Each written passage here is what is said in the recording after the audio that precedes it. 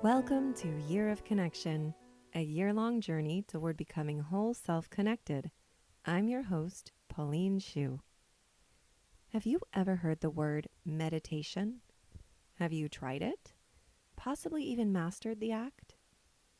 Today we're going to talk about unwinding from the stress you might not even realize you carry around with you.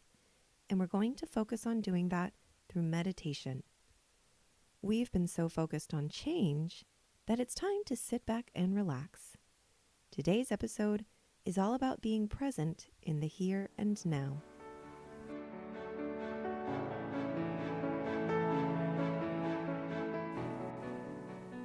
Meditation is not something that you do once and then you're done. It's also an ongoing practice even once you've figured out how to meditate and can meditate well. For those of you who might have been avoiding meditation because you imagine it as only achievable through sitting in the lotus or cross-legged position and going into a trance-like state, this episode will hopefully change your mind about incorporating meditation into your life. But first, let's talk about what we're trying to achieve through meditation. Some might disagree, and that's important to note that many different groups attach varying definitions or approaches to meditation's meaning and practice. But I consider the ultimate goal to be a calming rather than a complete clearing of the mind. And that's in order to welcome thoughts and imagery that are bigger and more transcendent than our usual day-to-day thoughts. So in this episode, we're going to talk about ways to achieve the first part of that goal, calming the mind. The rest is up to you. Being welcoming toward revelations that might come to you once your mind is not engaged in the buzz of the everyday is something that will come more easily once your thoughts aren't focused on things like getting to the dry cleaners, finishing that proposal at work, phoning the school that you're going to pick the kids up early for the dentist. Oh man, I'm tired simply from talking about the made-up thoughts of someone else's life. But no matter what your stresses are, meditation can help. Let's get to some practical steps.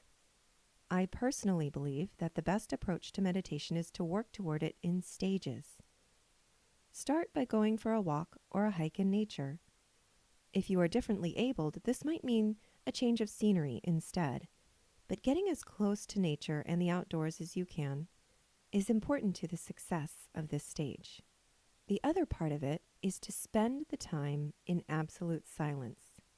If you're hiking, for safety's sake, you'll probably want to bring a buddy, but make sure to agree beforehand that you won't talk unless it's absolutely necessary, like in case of an emergency. The only sounds you should hear are the sounds of the natural world. If you live in a city and there isn't a place where you can go, where the noises of development can be heard at all times, try wearing headphones, whether noise canceling or not, as you walk in a local park or a green play space. Headphones can also be helpful because others are less likely to approach you and want to chat if you're wearing them. But don't plug them into anything on the other end. Use them to block out rather than amplify noise. Being comfortable with silence is an important step toward learning how to meditate. The next stage of meditation is to add comfort with stillness to your comfort with silence. In my ideal world, I would do this next to a body of water because there's something about big water, like the ocean or sparkling lakes, that fills me with a desire to simply sit and observe. However, that's only an ideal and it's pretty personal. The most critical part of this stage is to be still. That requires nothing more than something like sitting at your dining table, or, here we go with that stereotypical imagery, sitting cross-legged on the ground in the lotus position. But in this stage, start by sitting still for just a couple of minutes, and then, over time, spend increasing amounts of time in your stillness, up to half an hour.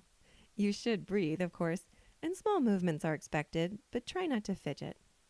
You might be surprised at how difficult it can be to stay still for even 5 minutes. When I meditate, I do sit at my dining table.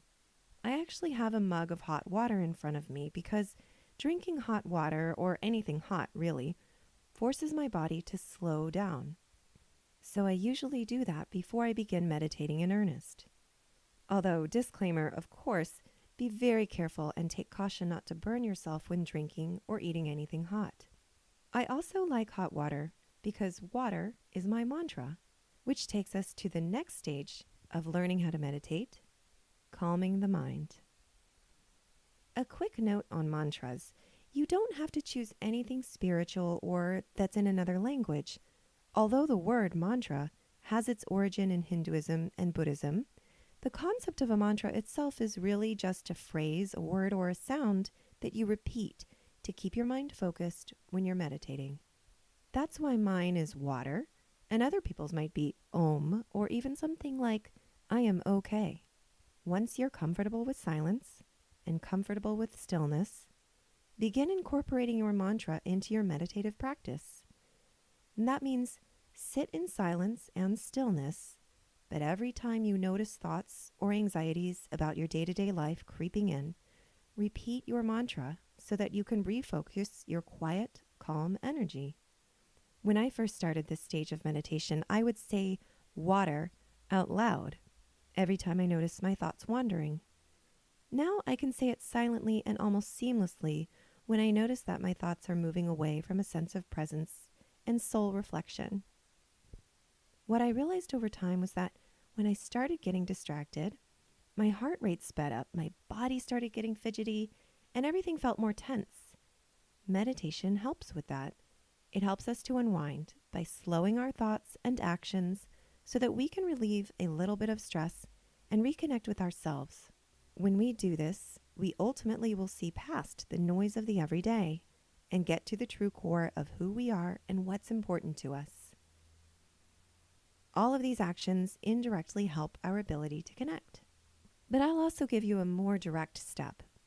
Within half an hour or so after meditating, take a few moments to go over all of the things that we've discussed over the past few months. Think about your core values, your standards of behavior, and your core connections.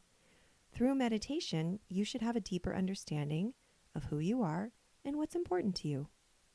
Think about the actions you've taken in the past few months toward deeper, stronger connections with yourself and with others. Evaluate those actions using your calm, open mind to see where your efforts have the most meaning and impact on the bigger picture. Chances are you might also find behaviors or beliefs that you wish would be different, as well as those that you have grown into and feel a sense of accomplishment about. If you're struggling with your meditative practices or would simply like to talk more about it, please don't hesitate to leave a comment on this week's post or send me an email. I'd love to hear how others approach meditation and the benefits it has on their lives. And if you haven't yet signed up for my monthly letter, you can do so on my website at yearofconnection.com. In this month's letter, I talk about mindfulness and its impact on our lives. Thank you so much for listening. I'll see you next week. In the meantime, I wish you safe travels.